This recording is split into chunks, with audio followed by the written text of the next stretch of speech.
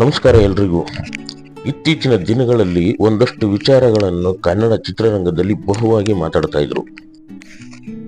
ಕೆಲವು ಚರ್ಚೆಗಳನ್ನು ಕೂಡ ಮಾಡ್ತಿದ್ರು. ಕನ್ನಡ ಚಿತ್ರರಂಗ ಮುಳುಗ್ತಾ ಇದೆ, ಮೇಲೇಳ್ತಾ ಇಲ್ಲ, ನಿರ್ಮಾಪಕರು ಬೀದಿಗೆ ಬರ್ತಿದ್ದಾರೆ ಅಂತೆಲ್ಲ ಮಾತುಗಳು ಕೇಳ್ತಾ ಇದ್ವು.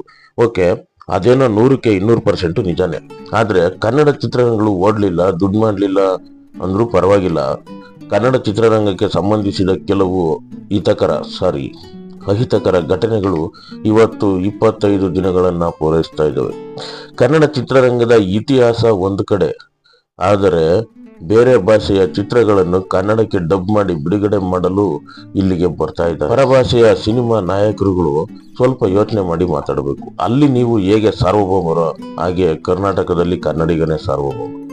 ಹಾಗಾಗಿ ನೀವು ಅಲ್ಲಿಂದ ಇಲ್ಲಿಗೆ ಬಂದು ಸಿನಿಮಾ ಬಿಡುಗಡೆ ಮಾಡೋದು ನಿಮ್ಮ ಕಲೆಯನ್ನು ತೋರಿಸೋದಕ್ಕಲ್ಲ, ಇಲ್ಲಿನ ದುಡ್ಡು ಬಾಚಿಕೊಳ್ಳೋದಕ್ಕೆ. ಏಕೆಂದ್ರೆ ಕರ್ನಾಟಕವೇ ಬೇರೆ ಭಾಷೆಗಳ ಚಿತ್ರರಂಗಕ್ಕಿಂತ ಶ್ರೀಮಂತ ಚಿತ್ರರಂಗ. ಇಲ್ಲಿಯೇ ಅಧಿಕ ಕಲೆಕ್ಷನ್ ಬರೋದು. ನಮ್ಮ ನಾಡಿಗೆ ಬಂದು ನಮ್ಮನ್ನೇ ಹೀಯಾಳಿಸಿ ಮಾತನಾಡುವುದು ನಿಮ್ಗೆ ಸರಿ ಅನ್ಸುತ್ತೆ, ಆದ್ರೆ ನಮಗ್ ಸರಿ ಕಾಣಲ್ಲ. ಇನ್ನೇನು ಕನ್ನಡ ಚಿತ್ರರಂಗ ಹೊಸ ಸಿನಿಮಾಗಳ ಭರಾಟೆಯಲ್ಲಿ ಸ್ವಲ್ಪ ಚೇತರಿಸ್ಕೊಂಡು ಒಂದು ಹೆಜ್ಜೆ ಮುಂದೆ ಹೋಗುತ್ತಿದೆ ಅನ್ನೋಷ್ಟರಲ್ಲಿ ವೈಯಕ್ತಿಕ ವಿಚಾರಗಳನ್ನ ಮುಂದಿಟ್ಕೊಂಡು ಕೇಸು, ಕೋರ್ಟು, ಕಚೇರಿ ಮೆಟ್ಲಿಗೆ ತಂದು ನಿಲ್ಸೋದು ಇದೊಂದು ದುರದೃಷ್ಟಕರ.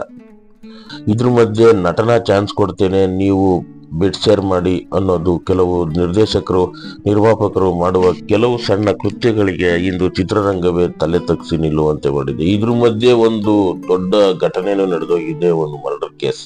ಹೀಗೆ ಮುಂದುವರೆದ್ರೆ ಕನ್ನಡ ಚಿತ್ರರಂಗ ಹೇಗೆ ಶ್ರೀಮಂತಿಕೆ ಆಗುತ್ತೆ? ಜನರಿಗೆ ಟಿವಿ ಮಾಧ್ಯಮಗಳಲ್ಲಿ ಸಿನಿಮಾಕ್ಕಿಂತ ಚಿತ್ರರಂಗದವರ ನಿಜ ಜೀವನದಲ್ಲಿ ನಡೆಯುತ್ತಾ ಇರೋಂಥ ಕಥೆಗಳೇ, ಆ ಎಪಿಸೋಡ್ಗಳೇ ಮಜಾ, ರೋಮಾಂಚನ ಹಾಗೂ ಟ್ವಿಸ್ಟ್ ಮೇಲೆ ಟ್ವಿಸ್ಟ್ ಕೊಡ್ತಾನೇ ಇದೆ. ಇಷ್ಟು ಥ್ರಿಲ್ಲಿಂಗ್ ವಿಷಯಗಳನ್ನ ಬಿಟ್ಟು ಮನೆಯ ಟಿವಿ ಆಫ್ ಮಾಡಿ ಥಿಯೇಟರ್ಗೆ ಬಂದು ಹೇಗೆ ಸಿನಿಮಾ ನೋಡ್ತಾರೆ ಹೇಳಿ? ಇಷ್ಟೆಲ್ಲ ನಡೀತಾ ಇದ್ರು ಕನ್ನಡ ಚಿತ್ರರಂಗದ ಬೆಳವಣಿಗೆ ಆಗ್ತಾ ಇಲ್ಲ, ಕನ್ನಡ ಚಿತ್ರರಂಗದಲ್ಲಿ ಚಿತ್ರಗಳು ಓಡ್ತಾ ಇಲ್ಲ, ದುಡ್ಡು ಮಾಡ್ತಾ ಇಲ್ಲ, ನಿರ್ಮಾಪಕರು ಬೀದಿಗೆ ಬರ್ತಾ ಇದ್ದಾರೆ ಅಂತ ಹೇಳ್ಬಿಟ್ಟು ನಮ್ಮ ಕೂಗಿದೆ, ನಮ್ಮ ಜನಗಳ ಕೂಗಿದೆ.